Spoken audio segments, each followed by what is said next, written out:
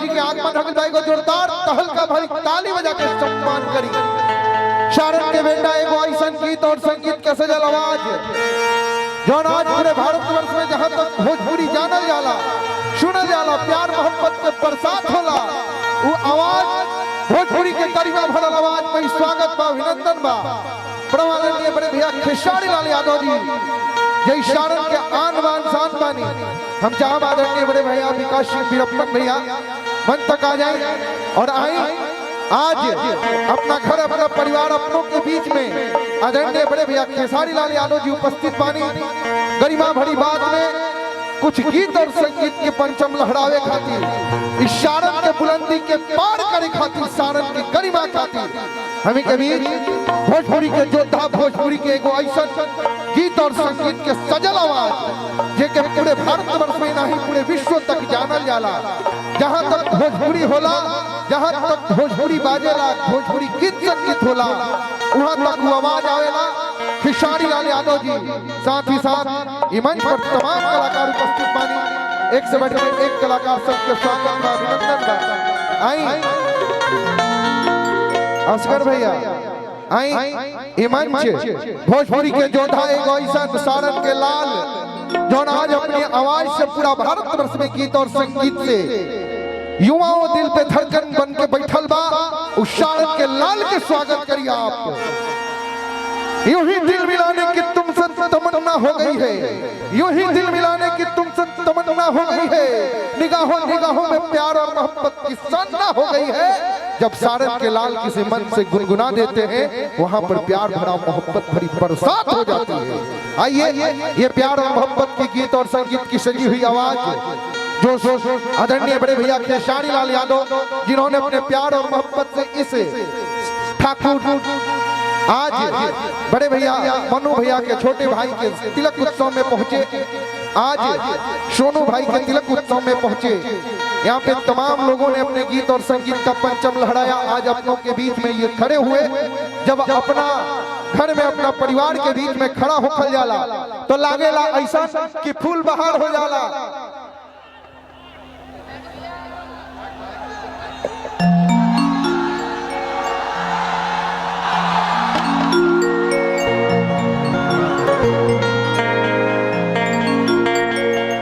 जे अपन बस सबे बैठ जाओ, जे अपन बस सबे बैठ जाओ, बैठ जाइए आप लोग।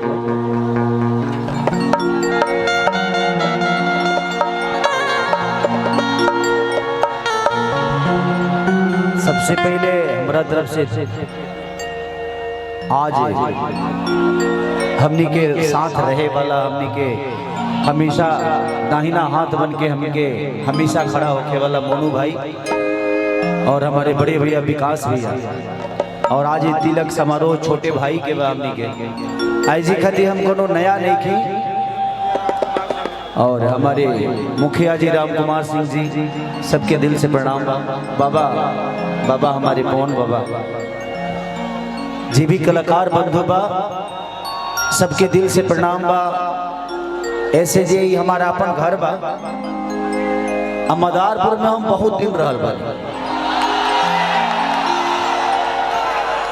जब स्ट्रगल पीरियड रहे हमार, एगो हमार भाई रहले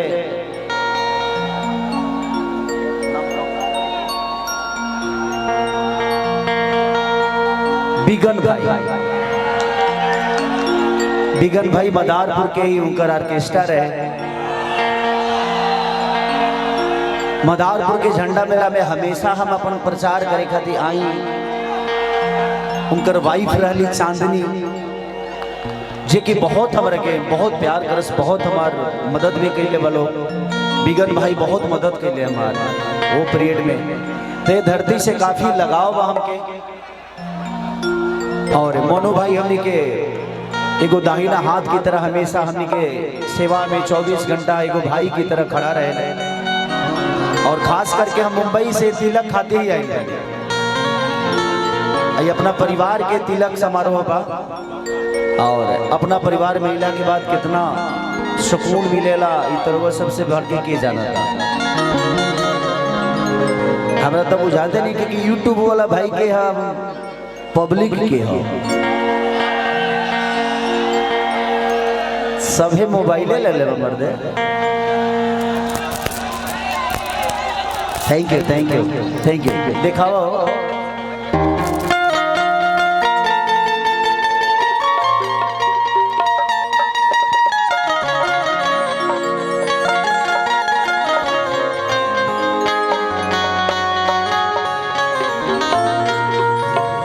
इधर से लोगन के बैठा दीजिए, क्योंकि इधर भी लोग हैं ना तो उनको देखने में दिक्कत होगा।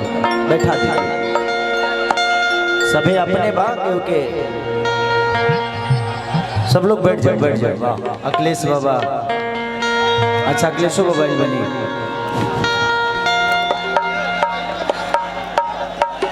बैठे के बस, सुते के नहीं खे। दिखाओ दिखाओ।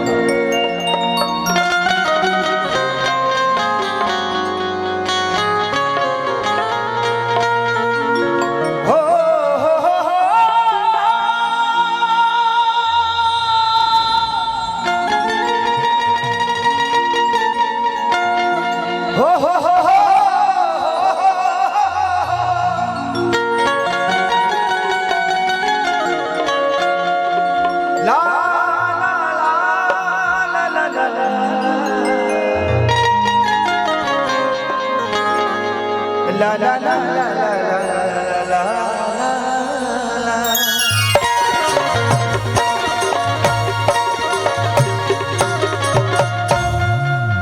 और बहुत दूर दूर से लोग आज कलाकार बंधु भी हमारे हनी के भोजपुरी के सबसे बड़ा सुपरस्टार हीरोइन जेकर नाम डिम्पल सिंह जी।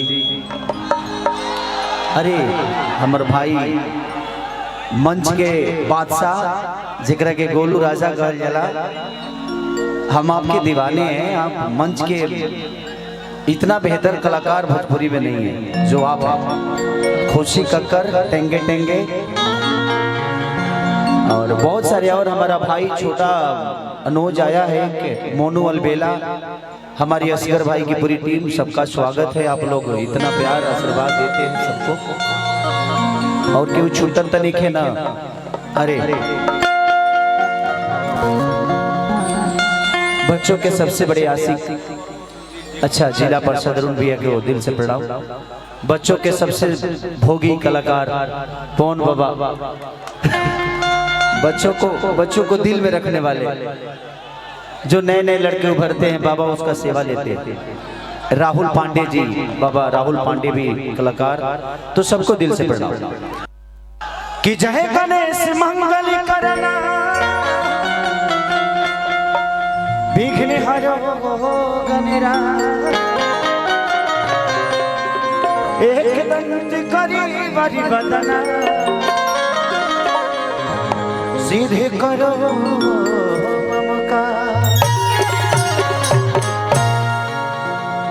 माँ के ज्योति से नूर मिलता, सभी के दिलों को सरूर मिलता है। कि माँ के दरबार में जो जाए खाली हाथ,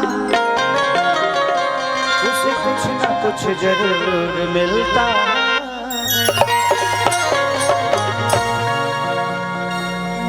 नबीगंज लकड़ी,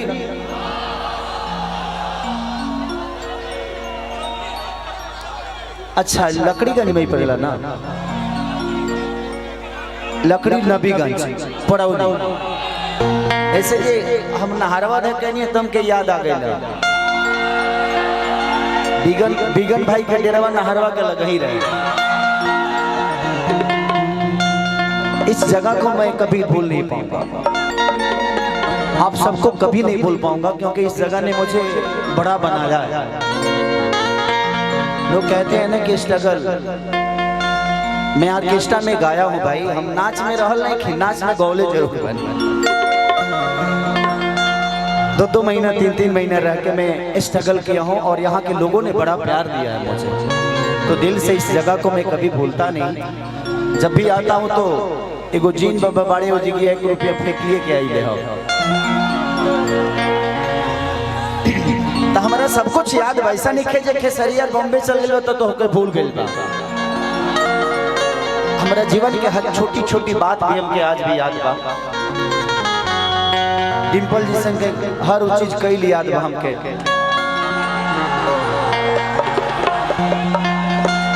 क्योंकि कमवा कल का याद बा, सब कुछ कमवे में आवेला।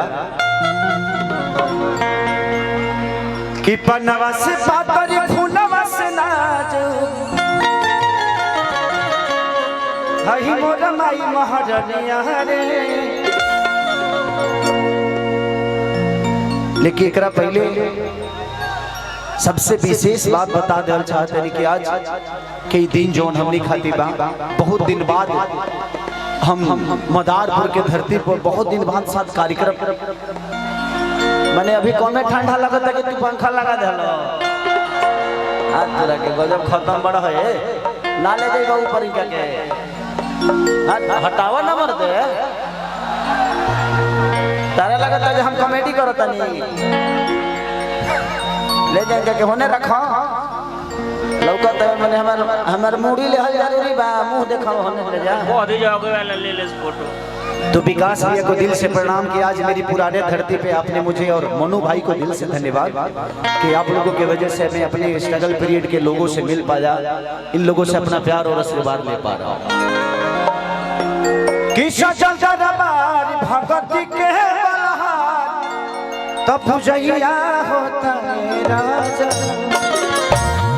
थोड़ा सा पीछे हो जाइए आप लोग, सब लोग एंजॉय करें, बस मजा ले। 1 2 3 4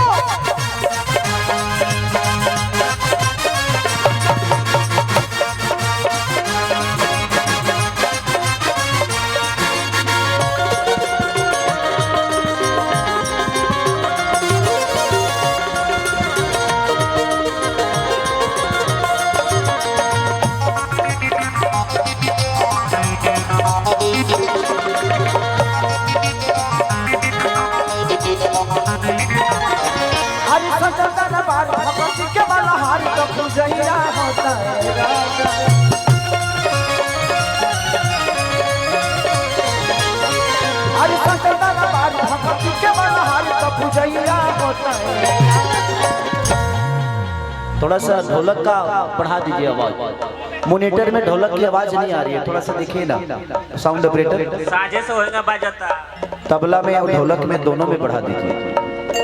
बढ़ाइए बढ़ाइए बढ़ाइए और बढ़ाइए और बढ़ाइए। हाँ हाँ हाँ कि नवती नदिया जाने लोग जागेला तो माइके लागल बावे माइके लागल बावे माइके लागल बावे निमिया पर झुलुआ बन में हवा झुलु झुलु लागेला।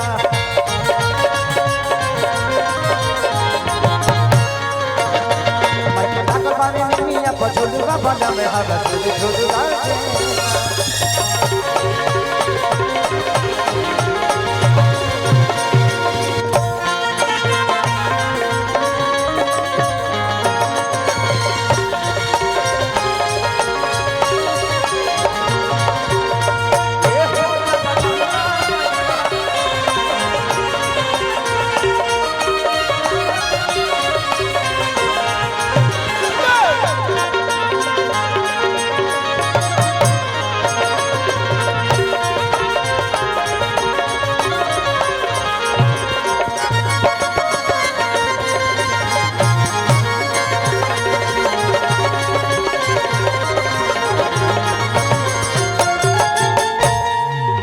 देख लीजिएगा मंच ज्यादा कमजोर तो नहीं है ना, ओके ना।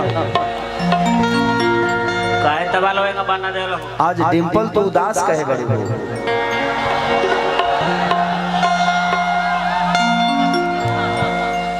आप जब बोलते हो तो सच्चे लगते हो और इस उदासी से ज्यादा हंसते हुए अच्छे लगते हो। कितना लोग देखो लेकिन हमारे लिए आप हमेशा बेहतर करते हैं और आप अपने जीवन में भी बेहतर कर रही है। पगली चिंता मत करो, मैं कुछ बोलने वाला नहीं।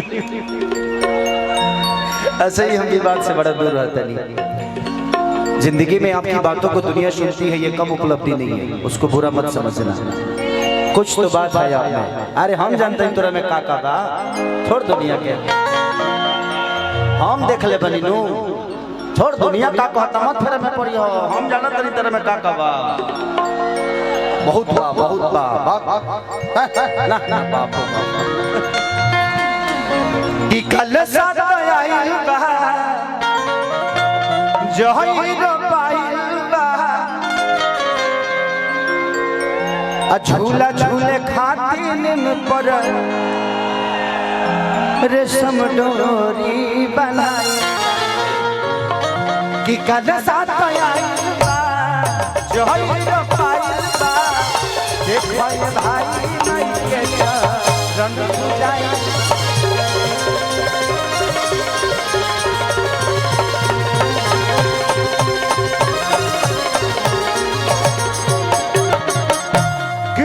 भक्ति से कबहू न भागेला माइके लागल बारे माइके लागल बारे माइके लागल बारे निमिया पछुलना बजावे हर झुझुला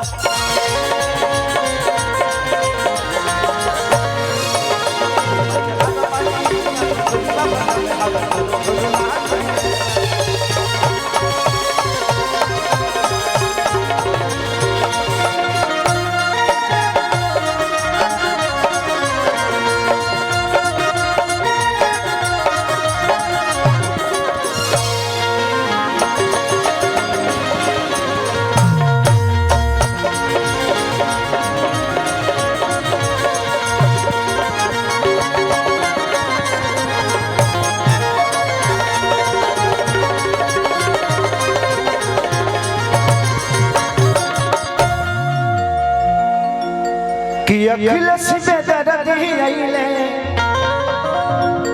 पवन पुजारी आ देख खेसारी संग डिंपल पूजता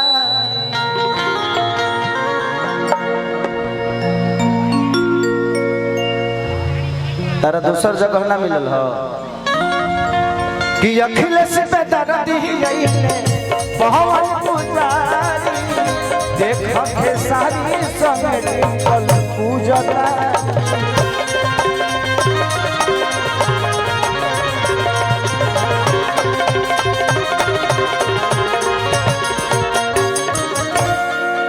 तो खुशी का कर गोलू पैरा गेला